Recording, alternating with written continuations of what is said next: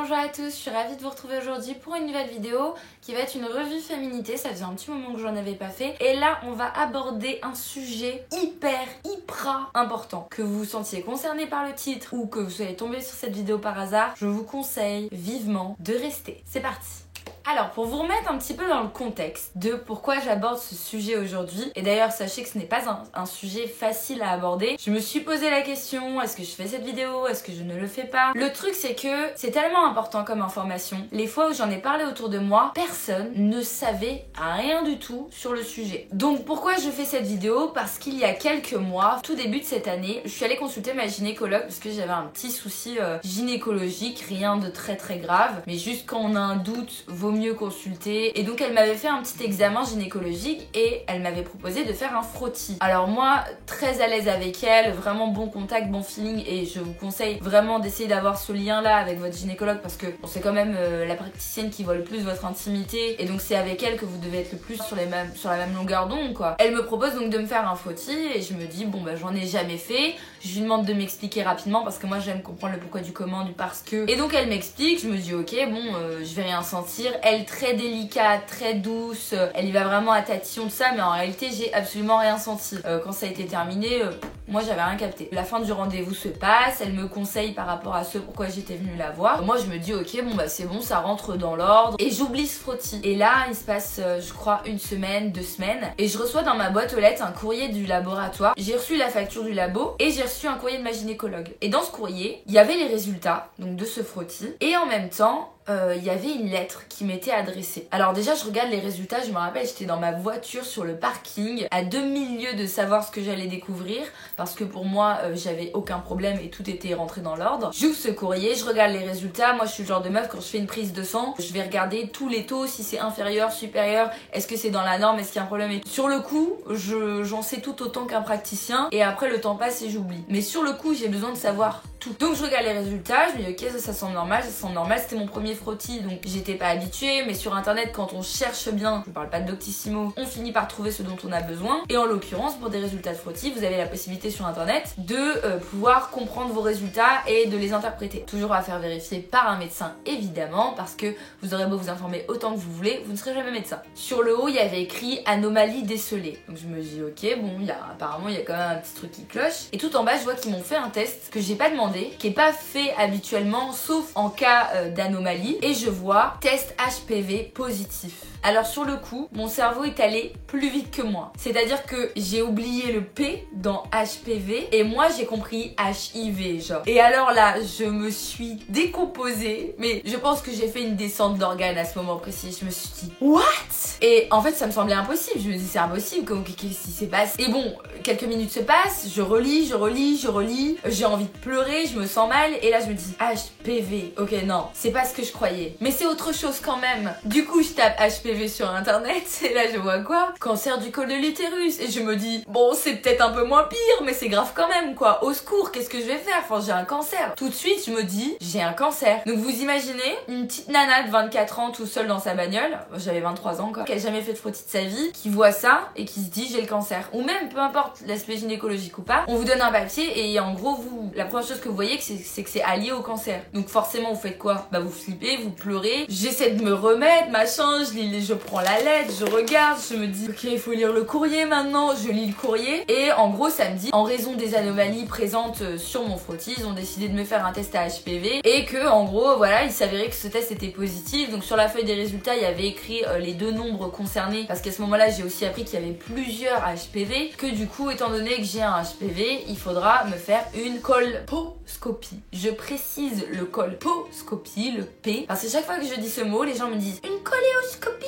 Non, une colposcopie c'est dans le vagin, une coléoscopie c'est dans l'autre sens, ok? Et ça n'a rien à voir avec tout ça. Donc je précise bien, il va falloir faire une colposcopie pour vérifier si oui ou non je suis en train de contracter un cancer en gros. Mais là je vous l'explique parce que je sais tout ce que ça veut dire tout ça, mais sur le coup il y avait rien d'expliqué, il y avait juste en gros t'as un HPV, on va te faire un examen qui s'appelle colposcopie, faudra prendre rendez-vous avec le gynéco. Je me dis ok je vais appeler, et là tout en bas du courrier qui était écrit à l'ordinateur, je vois inscrit au stylo kilos, votre gynécologue n'est pas disponible jusqu'à date du machin parce qu'elle est en vacances. Je calcule et je vois qu'en fait j'ai 15 jours à attendre. Je me dis alors, j'ai un cancer, je peux même pas appeler ma gynécologue, qu'est-ce que je vais faire? Donc bah qu'est-ce que je fais? J'appelle ma copine, j'essaie de savoir si elle en sait un peu, elle en sait pas plus, j'appelle ma mère, elle en sait rien, personne ne sait que dalle. Donc moi je suis au bout de ma vie, j'appelle mon ex, je lui dis ouais nanana, lui forcément il y comprend encore moins quelque chose. Bref, j'étais en état de panique, en état d'angoisse. Finalement je fais maintes recherches et franchement j'ai dû faire je ne sais pas combien de recherches parce que en fait il a fallu que je me calme. J'étais tellement en panique, il a fallu que je me calme et c'est aussi pour ça que je fais cette vidéo parce que si ce que j'ai vécu c'est en train de vous arriver, you need to calm down. Ce n'est pas si grave que ça en a l'air, je vous assure, je le sais, ça fait flipper sa mère, mais ce n'est pas si grave. Donc pour vous expliquer, vous avez sûrement dû entendre parler du papillomavirus. Donc c'est ce que c'est HPV, c'est Human Papilloma Virus. Le papillomavirus, c'est ce qui nous fait contracter le cancer du col de l'utérus ou le cancer de d'autres parties. C'est quelque chose pour lequel, en général, on est vacciné à l'âge de 16 ans à peu près. Il y a cet âge-là où normalement, il faut faire ces vaccins-là. Donc, moi, je ne comprends pas. Je me dis, j'ai été vaccinée. Pourquoi j'ai un HPV si j'ai été vaccinée? C'est quoi le but de tout ça? On nous fait chier avec un vaccin si c'est pour qu'on le contracte quand même? Et en fait, il y avait les chiffres, comme je vous disais, des HPV que j'ai contractés. Je vais voir si ce sont des virus à haut risque de cancer. Il s'avère que oui, sinon c'est pas drôle, sinon tu t'inquiètes pas assez, tu vois. Je prends encore un petit coup de chaud. Je comprends aussi par la même occasion que en fait j'ai été vaccinée pour le 16 et le 18 qui sont, si ma mémoire est bonne, les plus dangereux. Mais il y en a tellement des HPV que on ne nous vaccine pas contre tous. Donc c'est totalement possible qu'au cours de ta vie sexuelle tu vas en contracter un autre. Je fais un petit point sur les frottis, juste pour celles qui n'ont pas de HPV mais qui sont tombées sur cette vidéo. N'appelez pas votre gynécologue pour lui prendre un rendez-vous et faire un frottis et demander un test HPV, ça ne sert à rien. On fait des tests HPV en cas d'anomalie sur un frottis et on fait un frottis 25 ans. C'est pour ça que j'avais jamais fait de frottis de ma vie, parce que j'avais 23 ans. Pourquoi on n'en fait pas avant et pourquoi ça ne sert à rien? Parce qu'en fait, un HPV, ça se détecte approximativement aux alentours de 10 ans après ton premier rapport sexuel. Donc déjà, si t'as fait ta première fois à 18 ans, et ben ma petite, t'as le temps avant de faire un frottis qui va potentiellement déceler un HPV, ok? Ensuite, comment ça s'attrape? Il faut savoir qu'un HPV, tu as beau mettre des préservatifs, tu as beau te protéger, tu peux quand même le contracter. Et ça c'est pas la partie la plus dingue dans tout ça. On nous dit protégez-vous, nanani, nanana, les cours d'éducation sexuelle, mettre une capote sur une banane, etc. Bon, j'ai jamais fait ça, mais aux États-Unis ils font ça, je crois. Et au final, on peut quand même contracter des choses tout en se protégeant et personne ne nous le dit. J'ai trouvé ça dingue. Et c'est pour ça que je me suis dit, il faut absolument que j'en parle. Alors ok, c'est délicat parce que je me dévoile un peu en disant oh j'ai un HPV, nanani, nanana. Mais vous allez vite comprendre qu'en vérité c'est pas grand chose. C'est pas grand chose pourquoi? Parce que j'ai fait donc cet examen, la colposcopie, où en fait tout comme un frottis, vous allez vous mettre en position, elle va mettre le spéculum à l'intérieur de votre vagin. Si votre gynécologue est douce, ça ne fait absolument pas mal. C'est une espèce de truc en métal qu'elle insère et qui va écarter légèrement les parois de votre vagin. Mais encore une fois, si vous avez une bonne gynécologue, vous ne sentirez rien. Ce qui est mon cas, c'est un peu froid, mais un rien de fou. Et en fait, avec une longue tige sur laquelle il y a un coton au bout qu'elle va venir tapoter, tamponner sur l'ouverture de votre col de l'utérus, ça ne fait pas mal. On sent une légère sensation de gêne. On le sent, mais ça fait pas mal, ok? C'est pas pire qu'une installation de stérilet, ok? Ça fera l'objet d'une autre vidéo d'ailleurs. Je suis encore traumatisée. Elle va venir poser des petits produits qui vont, s'ils changent de couleur, déceler si oui ou non il y a un cancer ou des lésions qui sont en train de se former, potentiellement qui amèneraient à un cancer du col de l'utérus. Également, il y a un autre symptôme qui est beaucoup plus visible et qui est même en amont de la colposcopie qui peut vous permettre de savoir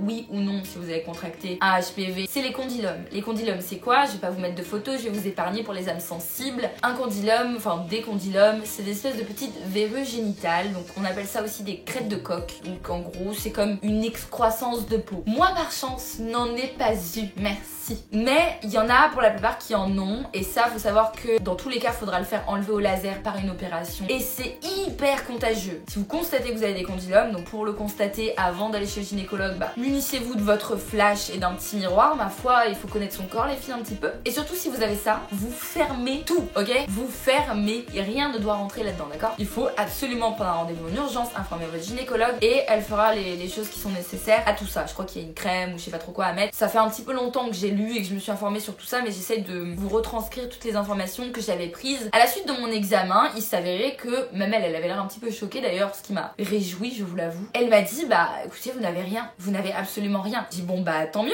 Et elle m'a dit dans 6 mois, faudra quand même refaire un contrôle pour voir si ça évolue ou quoi. Parce que si c'est un HPV que j'ai contracté il y a pas longtemps, forcément ça va mettre un petit peu plus de temps peut-être à... J'ai pas le mot. Bref, vous avez compris ou pas? Si à la deuxième colposcopie il y a toujours rien, bon bah je continue de faire une petite visite de contrôle tous les ans et tout va bien. Ou tous les 6 mois, je ne sais plus. Bref, en tout cas, c'est que ça va. Je vous l'accorde, ça fait un long délai pour savoir si tout va bien. Mais déjà, si à la première colposcopie on voit rien, c'est qu'en général, c'est plutôt positif. À la suite de mon examen, donc j'essaie d'en savoir un petit peu plus, parce que malgré que j'avais glané beaucoup d'informations, il y avait quand même des questions qui restaient en suspens. Et notamment celle de qu'on doit le dire à ses partenaires, est-ce que je dois appeler mon ex, machin. Bon, je l'avais déjà fait en passant, mais bon bref. Et elle me dit, mais en fait, vous pouvez rien faire. Elle me dit, au cours de leur vie sexuelle, 75% de la population va contracter des HPV. Mais en gros, c'est banal. Il y avait un... Ça voulait pas. Dans mon cerveau, ça a bugué. Je me suis dit, attends, comment ça c'est normal? Genre, c'est dans la catégorie quand même des IST ou... IST ou MST? Bref, l'un des deux. C'est quand même quelque chose qui peut donner le cancer. Et c'est banal. Tout le monde, ou presque, le contracte. En tout cas, 75% de la population. En général, c'est pas très grave. Et tout le monde se le transmet et ça n'inquiète personne. Et ben non. Véritablement, ça n'inquiète personne. Donc en fait, c'est pas comme si vous alliez choper une chlamydia, une syphilis ou ce genre de bail. Là en fait c'est une catégorie faut faire très gaffe, mais d'un autre côté vous pouvez rien y faire. C'est ce que je vous disais, c'est un petit peu délicat de vous en parler, mais d'un autre côté vous pouvez pas me pointer du doigt parce que vous-même vous savez même pas si vous en avez. Parce que moi j'ai eu la chance entre guillemets d'avoir un léger bémol qui a fait que j'ai fait un frottis avant l'âge, parce que normalement j'aurais dû faire un frottis que 2 ans plus tard. Je l'ai fait plus tôt parce que j'ai été consultée pour autre chose, du coup c'est là que je l'ai su. Mais ça se trouve vous avez moins de 25 ans, vous avez jamais fait de frottis, et l'année prochaine ou quand vous ferez votre frottis vous décèlerez des petites anomalies et là vous vous rendrez compte que vous avez aussi un HPV. Je vous le souhaite pas évidemment, mais tout ça pour vous dire que c'est ultra répandu, que ce n'est pas si grave, que vous n'avez même pas besoin d'informer vos partenaires sexuels parce que à partir du moment où vous le portez mais que ça ne se développe pas en cancer, vous êtes catégorisé comme porteur sain. Ensuite, petit point aussi important, c'est que le HPV, ce n'est pas à vie. C'est-à-dire qu'au bout d'un moment, votre corps en fait il va réussir à l'éliminer, sauf que ça prend plus ou moins longtemps. Il me semble 5 ou 8 ans. Je vous remettrai l'année exacte parce que je veux pas dire de bêtises quand même. Au cas où, ne vous fiez jamais à une vidéo YouTube comme de la sainte parole. Faites toujours vos recherches, consultez toujours un médecin. Les youtubeurs c'est bien, ça vous informe, etc. Moi je vous parle peut-être d'un sujet que vous ne connaissez pas. Parlez-lui-en quand même, c'est son métier, ce n'est pas le mien. Par contre, là où ça peut devenir dangereux, c'est si vous attendez un enfant, si vous avez pour projet de faire un bébé, si vous avez un HPV, il faut quand même faire attention, le contrôler, etc. Parce que forcément si vous accouchez par voie naturelle, vous risquez de transmettre ce HPV à votre bébé. Mais en général, il y a des femmes qui n'ont jamais fait de frottis, qui ont un bébé et qui savent même pas que si oui ou non elles ont un HPV, et dans ce cas-là on décèle rien même pendant les examens de grossesse. En tout cas j'ai pas assez d'informations là-dessus, mais de ce que j'en sais de copines qui sont tombées enceintes, apparemment elle leur a pas fait de test au HPV non plus. Il me semblait que ma gynécologue m'avait dit qu'on faisait des tests à HPV, donc je sais pas, à vérifier encore une fois. Mais sinon je pense que c'était à peu près tout, je pense que j'ai fait le tour. Forcément j'avais oublié un petit truc important. Le truc aussi c'est qu'elle m'a dit que les hommes ne se faisaient pas dépister, et ça aussi ça m'avait choqué. Donc si vous avez un HPV, calmez-vous, prenez une grande respiration, ça va aller. La colposcopie ça ne fait pas mal, ça rassure, on se sent bien après parce qu'on est content de savoir que tout va bien là-dedans et qu'on n'aura pas de cancer. Ne vous inquiétez pas, ça va finir par partir, votre corps va se régénérer, va éliminer tout ça et ça ira. Mais tout ça pour dire que voilà, abat les tabous. Voilà, moi j'aime pas avoir de tabous dans la vie, je fais en sorte de pas en avoir. Même quand je discutais avec des gens, comme je vous disais tout à l'heure, j'ai discuté de ça avec plein de copines et je me suis pas dit elles vont me voir bizarre parce que j'ai dit ça. Non, en fait non, ça peut leur arriver, ça arrive à tout le monde.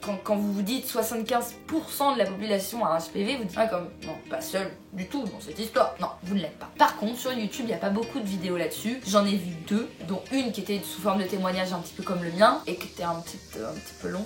Et une autre c'était plus formel, machin, sinon après c'était une sorte de conférence avec des médecins. Bon, un peu relou, moi je me suis tapé ça pendant je ne sais plus combien d'heures. Donc si je peux essayer de vous faire une petite vidéo condensée pour vous informer, vous prévenir et en même temps vous rassurer, je le fais et j'espère que ce sera le cas. Voilà, en tout cas je vous souhaite plein de belles choses ma foi. Merci pour le succès de mes dernières vidéos sur les tests ADN. Je vois que ça vous a énormément plu et moi je suis hyper contente. Je vais continuer l'enquête au plus possible et on va y arriver, j'en suis sûre, et je vous tiendrai au courant. D'ici là je vous fais de très gros bisous, je vous dis prenez soin de vous et à bientôt dans une prochaine vidéo. Ciao.